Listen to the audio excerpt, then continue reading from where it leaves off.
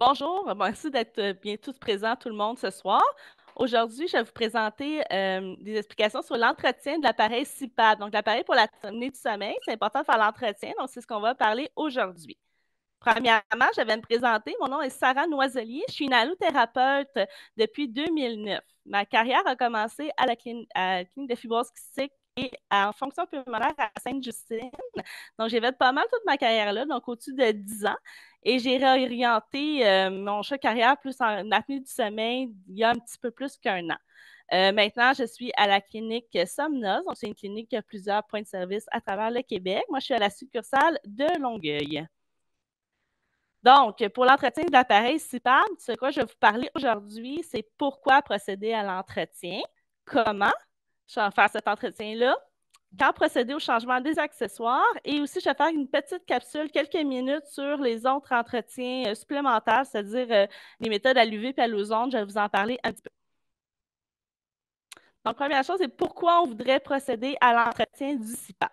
Donc, la première raison qu'on veut faire un bon entretien, c'est d'empêcher la prolifération de micro-organismes, les bactéries, les moisissures, des choses comme ça, qui sont vraiment dans un endroit parfait pour eux pour croître. C'est-à-dire que le CPAP, c'est un endroit qui est très humide. Étant donné qu'on va mettre de l'eau à l'intérieur, puis on va respirer aussi dedans, on a un milieu qui est parfaitement humide. Donc, les bactéries aiment beaucoup ça, les moisissures aussi. Et dans le CPAP, il y a aussi une plaque chauffante qui va produire une certaine chaleur. C'est ce qui va nous aider à avoir une belle humidité puis du confort, mais ça rend ça encore plus agréable pour bactéries moisissures. C'est chaud et humide, donc c'est le milieu parfait pour eux. Donc, il y a vraiment des cas de pneumonie qui ont été répertoriés. Là. Il y a vraiment des études qui prouvent qu'on peut vraiment se rendre malade avec notre CPAP si on ne fait pas un entretien adéquat. Quand je parle de pneumonie associée au CPAP, c'est des gens qui n'avaient pas entretenu. Si on entretient notre CPAP, il n'y a pas de danger, on peut le porter. Donc, si j'ai un exemple, donc, on voit souvent, là, vraiment très régulièrement en suivi, des chambres d'humidité ou des tests de CPAP qui ont vraiment des grosses taches noires. Donc, ça, c'est vraiment un bon exemple de moisissure. La moisissure, elle est bien installée, là, on la voit. On a beau frotter, en ce point-là, ça ne partira pas, on est mieux de changer notre morceau. C'est pas impossible, même avec un bon entretien, qu'on peut en voir apparaître. Hein, je vous parlerai de ça tantôt, mais là, c'est un bel exemple d'une pièce bonne à changer. Je vais aussi montrer un exemple de, on appelle ça une petite pellicule gluante rose, la glu rose. Ce sont des bactéries en grande quantité. Donc, si on voit ça dans un appareil, on sait que l'appareil, là, il est hautement contaminé là, par les bactéries. Donc, quelques petits signaux, des indices qui vous disent qu'il y a peut-être un problème avec votre entretien de CPAP. Donc, si vous avez une odeur inhabituelle ou désagréable dans votre appareil, donc là, je ne parle pas de l'odeur de plastique, du masque ou du silicone. Je vais vraiment y aller avec ce qui fait une drôle d'odeur qui a apparu. Donc, ça, c'est un mauvais signe. Ensuite, irritation de la peau. Donc, si jamais vous avez vraiment des rougeurs au niveau du visage, vraiment qui ont apparu au niveau le masque touche, bien, ça peut être un signe qu'il y a des contaminants, des choses qui vont venir vous irriter à ce niveau-là. Aussi, au niveau des signes visuels, un masque qui est très jauni, des taches noires, une espèce de petite glu rose comme beige, là, c'est mauvais signe, ça ne va pas très bien. Ensuite, aux symptômes de sinusite et de rhume associés au port du CPAP. Donc, des fois, moi, j'ai un cas on a encore des problèmes de son, hein? Okay. Des symptômes de sinusite et de rhume associés au participant. Donc, mon exemple, c'est mon patient qui était venu avec un appareil de transport. Dans le fond, c'est-à-dire qu'il y a deux CPAP. Il y a un CPAP à la maison normal, puis un CPAP de voyage plus petit qu'il utilise à l'occasion. À chaque fois qu'il portait son appareil de voyage, il était malade. Il dit qu'il avait des symptômes de sinusite, de gros rhume, ça n'allait pas. Après une inspection, on s'est rendu compte que son filtre d'appareil de transport n'avait jamais été changé. Il était très noir, très contaminé. Donc, ce qu'on a fait, c'est qu'on lui a expliqué qu'on pouvait le changer. Le monsieur, je pense qu'il ne savait pas. Donc, on lui a fait ça. On a fait un suivi, puis les symptômes ont disparu. Donc, ça venait vraiment de son appareil. Donc, un exemple de masque qui aurait besoin d'être changé, rendu à ce niveau de jaunissement-là, on ne peut pas les nettoyer, ça va rester comme ça. Donc, on va vraiment les changer. L'autre raison pourquoi on voudrait faire un entretien, ça va être de permettre une performance optimale du CPAP. Donc, on veut vraiment améliorer le confort et avoir un traitement qui fonctionne bien. Donc, au fil du temps, le silicone du masque, il va s'user, il va se dégrader. Donc, on va avoir moins d'étanchéité au niveau du masque. Donc, ça fait qu'un traitement qui n'est pas plaisant. On a des fuites, c'est pas agréable, ça nous réveille. On peut serrer le masque à ce moment-là, mais ça va faire encore plus d'inconfort. L'autre chose aussi, garantir une meilleure garantie de vie à l'appareil. Donc, si on a un appareil qui n'a pas été entretenu, il va briser plus rapidement. Il va faire moins bonne durée de vie, finalement. Donc, c'est quand même intéressant d'aller faire un bon entretien juste pour avoir une belle durée de vie d'appareil. Ici, c'est un exemple d'une chambre d'humidité qui a été utilisée avec de l'eau du robinet, donc avec des minéraux, qui n'a pas eu d'eau distillée ou déminéralisée. Donc, ce que ça fait, c'est que ça laisse un dépôt de minéraux à l'intérieur. Et ça, c'est un lit parfait pour que les bactéries puissent pousser. OK? L'autre chose ici, c'est que ça peut mener à des problèmes de fonctionnement du CPAP. Ça va vraiment poser d'autres problèmes pour le long terme, pour la durée de l'équipement. Donc, comment on va faire pour procéder à notre nettoyage? Donc, tous les jours, on va prendre une lingette exprès pour les CPAP, idéalement. Si je n'avais pas accès à ça, vous pourriez prendre un nettoyage avec un chiffon humide propre, mais c'est vraiment mieux de prendre la lingette. La lingette, elle est conçue exprès pour ça. Donc, ça ne va pas briser notre silicone.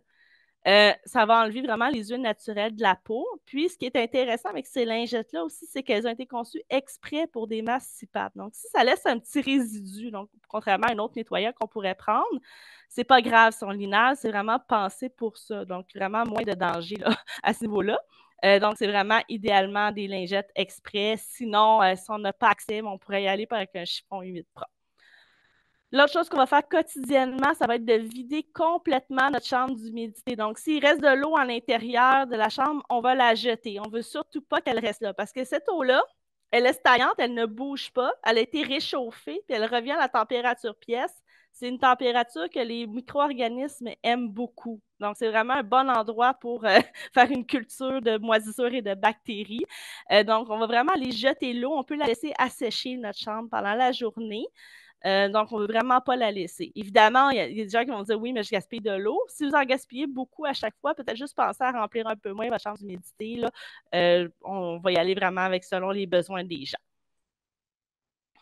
Donc, une fois par semaine, ce qu'on va faire, on va démonter notre masque. Donc, quand vous allez en clinique, quand vous achetez un masque, vérifiez toujours comment le démonter. Vous pouvez le demander à la personne là, qui le fait avec vous, qui va vous vendre le masque. Elle va vous montrer comment le nettoyer, comment le défaire en morceaux. Donc, c'est vraiment important de le défaire. Si vous le nettoyez tout en entier, il y a des raccoins qu'on ne pourra pas aller faire, puis ça ne sera pas un nettoyage aussi efficace.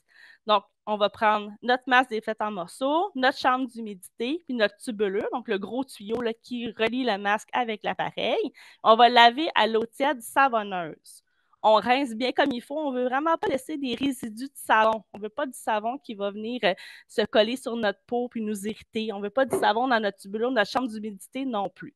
Vous pouvez suspendre la tubulure pour le séchage. Ça va vraiment aider là, pour que ça sèche plus vite dans la journée. Au niveau de l'eau, c'est important que ça soit tiède et non pas trop chaud. De l'eau qui est très, très, très, très chaude va aller briser notre silicone. Ça va faire un usage, une usure prématurée. Donc, c'est vraiment pas recommandé. On va y aller avec de l'eau tiède.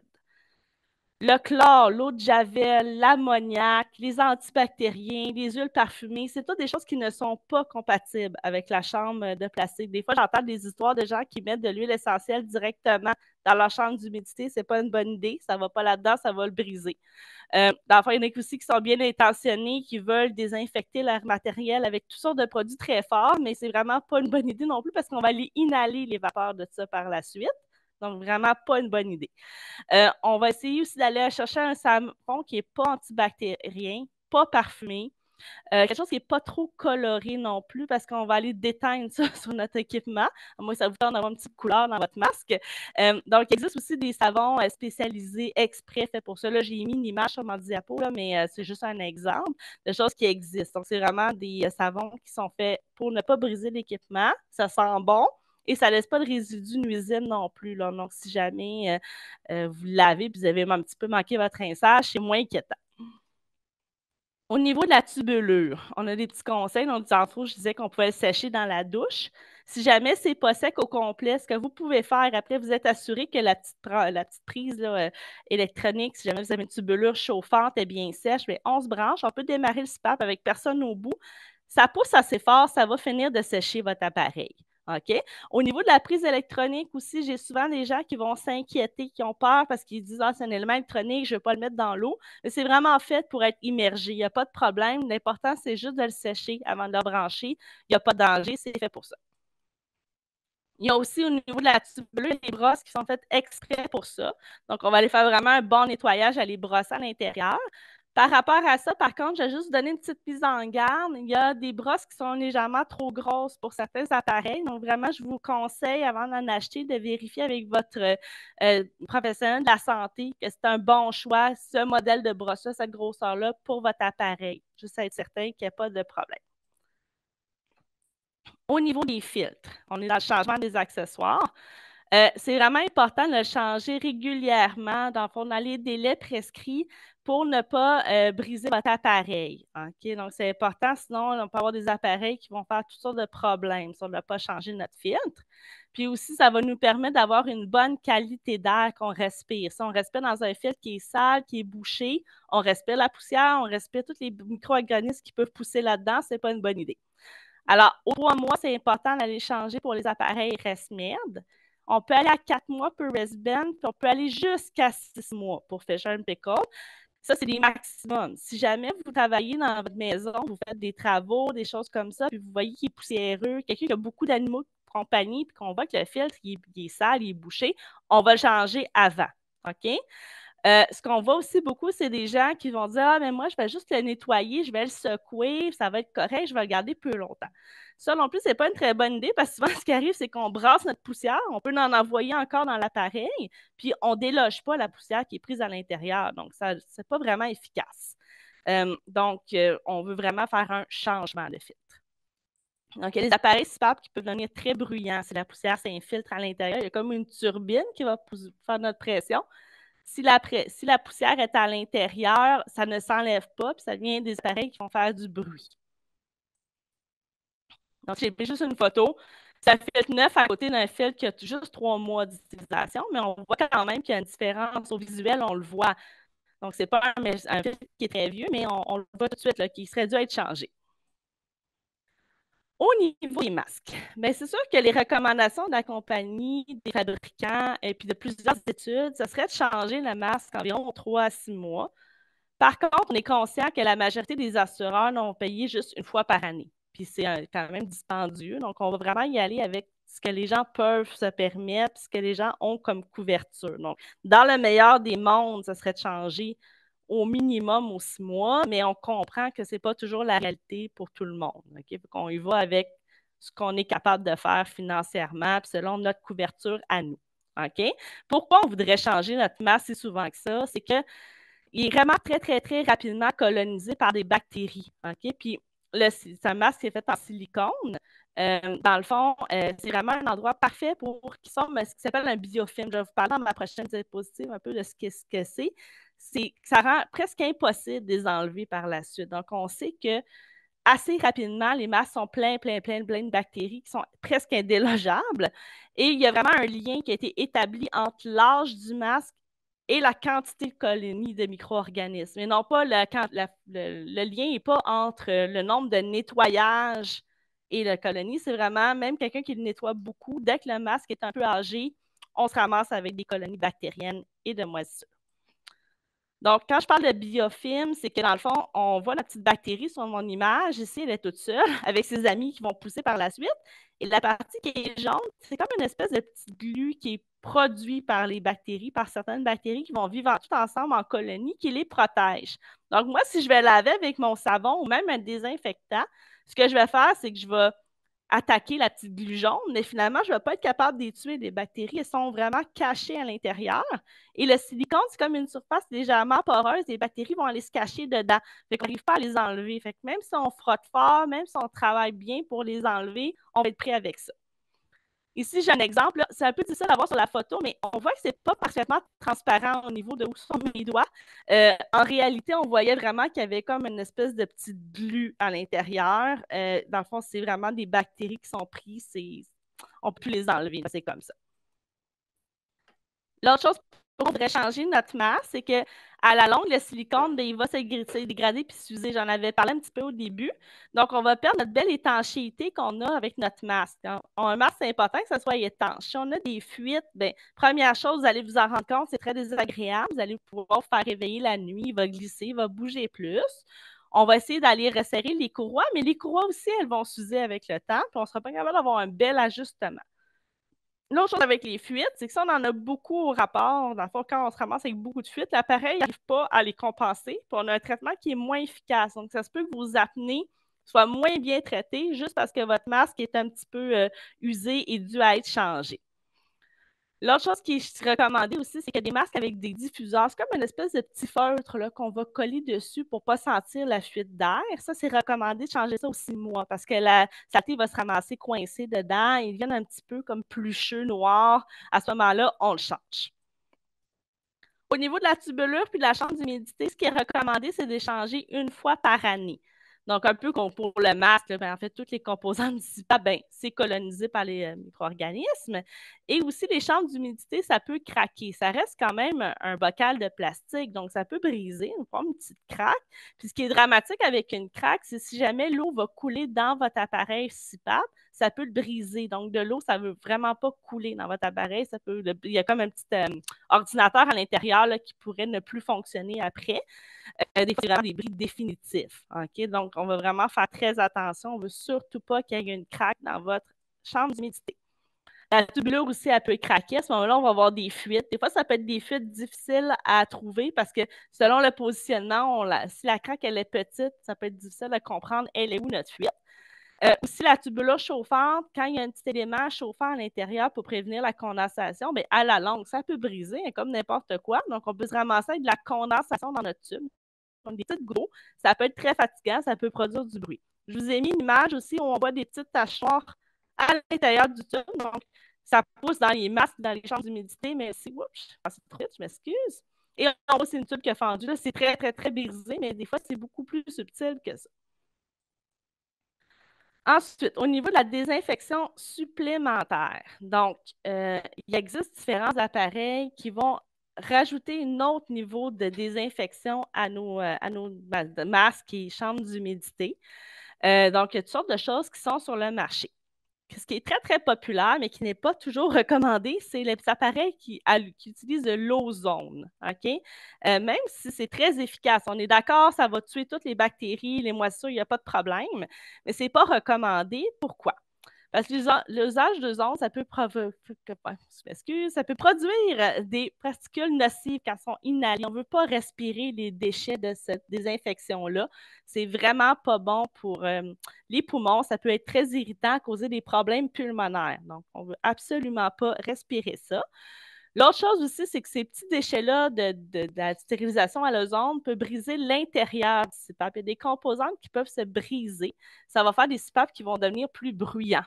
Okay? D'ailleurs, il y a plusieurs compagnies, je peux nommer Resmed, il faudrait que je m'informe sur les autres compagnies, mais qui ont mis des clauses qui annulaient leur garantie. Si jamais ils savent qu'on a utilisé de l'ozone, eux, ils ne garantissent plus l'appareil parce qu'ils disent que justement, c'est des dommages qui peuvent être faits à l'intérieur et que c'est non recommandé. Donc, si jamais vous utilisez l'ozone, c'est vraiment important de le savoir.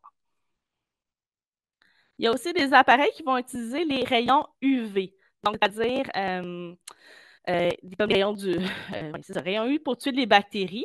Il n'y a pas de contre-indication pour ces appareils-là. Donc, on peut mettre notre masque, des accessoires à l'intérieur. On peut mettre aussi d'autres objets de la maison. Il n'y a pas de problème. Par contre, ça ne va jamais remplacer un bon nettoyage. Ce que je veux dire par là, c'est si je mets mon masque, je ne l'ai pas lavé, je le mets dans le bac à UV. Je me dis, bon, ben ça y est, je n'ai pas besoin de le laver, je me mets là-dedans. À ce moment-là, je me trompe parce que si je ne fais pas de nettoyage, j'enlève pas la petite huile de la peau, j'enlève pas les déchets, j'enlève pas la saleté, ce que ça fait, c'est que oui, ce qui va être en surface va être tué par les UV, mais toutes les bactéries, toutes les moisissures, les micro-organismes qui vont être cachés à l'intérieur des saletés que je n'ai pas enlevées manuellement vont être à l'abri des rayons UV. Donc, quand je vais leur sortir, ça va pousser encore. On ne s'en sort pas, ça ne marchera pas. Donc, il faut vraiment le voir comme une désinfection de plus et non pas une méthode pour remplacer notre nettoyage. Le nettoyage, on n'a pas le choix, il faut absolument le faire. Donc, là-dessus, je vais juste remercier tout le monde pour votre temps. Je vais attendre vos questions tout à l'heure. Donc, je remercie aussi l'Association pulmonaire de m'avoir invité. Et aussi, je remercie la compagnie Somnos pour qui je travaille pour m'avoir laissé l'opportunité de vous rencontrer puis m'avoir laissé du temps là, pour préparer la petite présentation là, sur le nettoyage.